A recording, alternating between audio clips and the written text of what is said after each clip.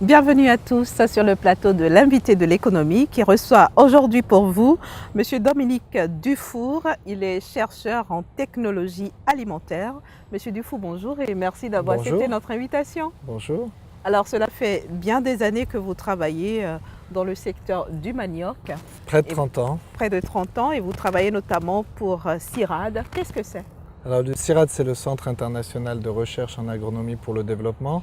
C'est un institut français qui travaille sur les plantes tropicales en fait, en zone. C'est-à-dire qu'en France, on a l'INRA qui travaille sur les plantes tempérées pour la métropole et on a un autre institut qui s'appelle le CIRAD et aussi l'IRD qui travaille sur les cultures tropicales. Aussi bien en Amérique du Sud, en Afrique, en Asie et aussi dans les départements français d'outre-mer. Concrètement, qu'est-ce que le CIRAD fait Alors, en le Afrique? CIRAD travaille dans tous les domaines de l'agronomie, des maladies des plantes, de la transformation alimentaire, de la qualité, des études de marché. En socio-économie, c'est un grand centre, on est plus de 1800 chercheurs. Le siège social est à Paris, mais le centre de recherche est basé à Montpellier. Et le CIRAD travaille dans de nombreux pays africains. Il y a plus de 200 chercheurs qui sont basés dans les pays africains pour appuyer les centres de recherche locaux, de développement, ou les industries. En fait, il y a beaucoup de différents contextes en fonction des plantes sur lesquelles on travaille. Si on travaille sur le cacao, sur l'huile de palme, sur le manioc, on n'est pas basé dans les mêmes instituts. Mais c'est un centre de recherche qui est quand même très implanté en Afrique, avec de très grosses et anciennes collaborations, parfois depuis plus de 50 ans, quoi. En 30 années d'activité de recherche, je vais dire en général, sur le manioc, qu'est-ce que vous pouvez nous dire sur le manioc africain? Alors, le manioc d'abord n'est pas africain, le manioc est latino-américain. L'origine du manioc, c'est le bassin amazonien. L'histoire du manioc est un peu douloureuse puisque c'est une plante qui a été amenée en Afrique au moment de l'esclavage pour produire des semoules de manioc comme on a aujourd'hui le gari en Afrique, la farinha au Brésil.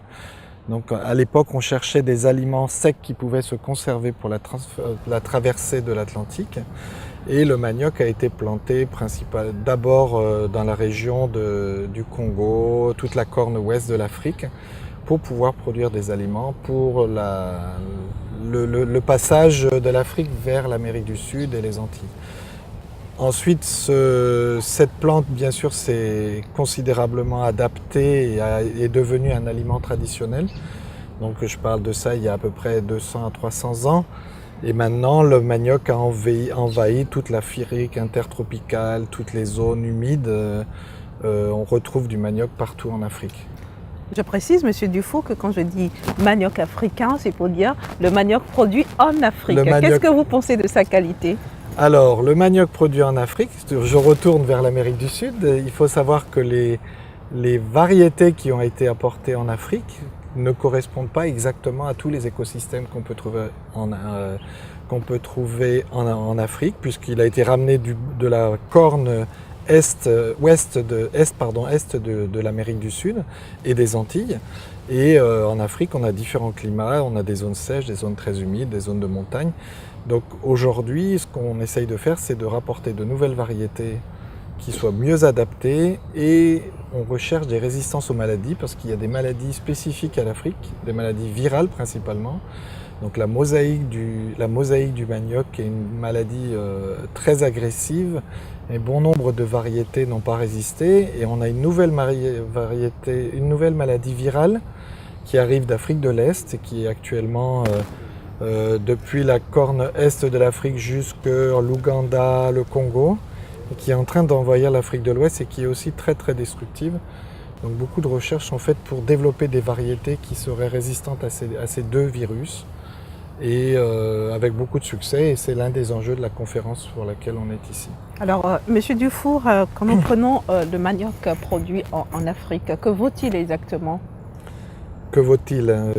Il vaut beaucoup puisque c'est l'aliment de base de À côté, millions. il ne vaut pas le cacao, il ne vaut pas le café. Au niveau commercial, c'est principalement un aliment de base en Afrique. C'est vraiment staple food, comme on dit en anglais.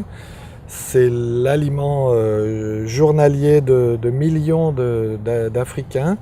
Donc, avec différents usages et différentes transformations dans les différents pays. Donc, il y a un nombre incalculable de produits dérivés du manioc dans les différents pays africains, avec pour certains endroits même la consommation des feuilles des plantes, la formation du manioc en forme bouillie, la formation transformée en gari, en foufou, en lafoun.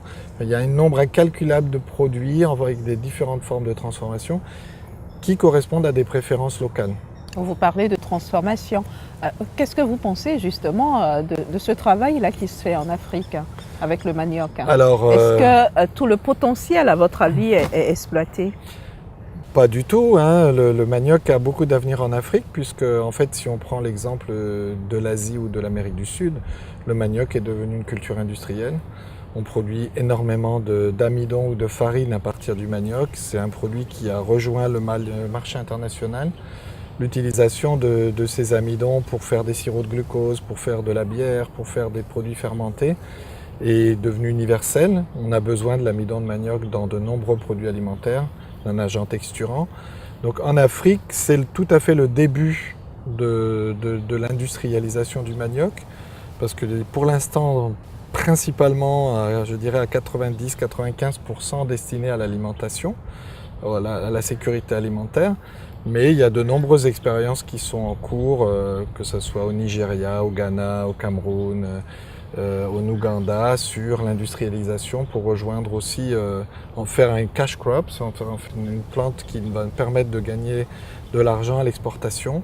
Et il faut aussi penser que l'Afrique est en pleine croissance, en pleine expansion. On passera bientôt à 2 milliards, d'entre 1 à 2 milliards d'habitants. Donc il faut aussi bien penser qu'il faut produire des aliments pour tout ce monde qu'on va retrouver très rapidement en Afrique. Donc il ne faut pas perdre l'aspect aliments de base et produits industriels, mais c'est une voie classique et normale de la transformation de la culture de manioc en une culture industrielle. Et qu'est-ce qui, à votre avis, justifie le fait que l'industrialisation du manioc ne décolle pas? Alors, le problème est assez complexe parce que d'abord aujourd'hui le manioc disponible sur le marché est déjà positionné sur le marché. Donc si on veut monter une grosse usine à 100 tonnes jour, il faut créer cette production, il faut l'établir. On ne peut pas penser acheter du manioc qui est déjà sur le marché puisqu'il correspond à un marché qui est déjà rempli. Donc en fait c'est un gros investissement en termes de production. Donc il faut avoir des sols disponibles, il faut pouvoir cultiver sur des dizaines de milliers d'hectares. Donc il faut trouver des endroits où les sols seraient disponibles. C'est vraiment un problème d'organisation, de gestion de l'espace, de gestion des ressources et ne pas rentrer en compétition avec tout ce qui est aliments de base comme le gari et le foufou. Donc il faut vraiment créer une production spécifique pour l'industrialisation pour passer un échelonnage progressif de l'aliment traditionnel à l'aliment industriel. Il faut que les deux continuent à vivre ensemble et donc il faut obligatoirement augmenter les rendements. Donc beaucoup de travaux sur la lutte contre les maladies, sur une meilleure absorption des nutriments du sol, une meilleure valorisation, une diminution des pertes après récolte, mais aussi de nouvelles cultures destinées à l'industrie. Alors, faisons une petite projection, hein, la perspective, qu'est-ce que ça donne, l'avenir du manioc africain? À quoi ressemble-t-il? À moi, l'avenir, le manioc, c'est quand même un aliment qui est basiquement calorique et d'amidon, donc c'est vraiment un aliment pour l'alimentation de base, autant que le riz ou autant que l'igname, par exemple, sont les aliments de base. Et donc son avenir, c'est que la population va croître, donc on va avoir besoin d'accroître leur production, avec un phénomène qui se produit, c'est l'urbanisation. De plus en plus d'Africains vont vivre en ville, on est à 70% en campagne, 30% en ville, on va passer à l'opposé dans les 50-100 ans à venir. ça sera beaucoup de monde en ville et beaucoup moins de monde à la campagne. Donc il va falloir mettre en place des systèmes d'alimentation des villes.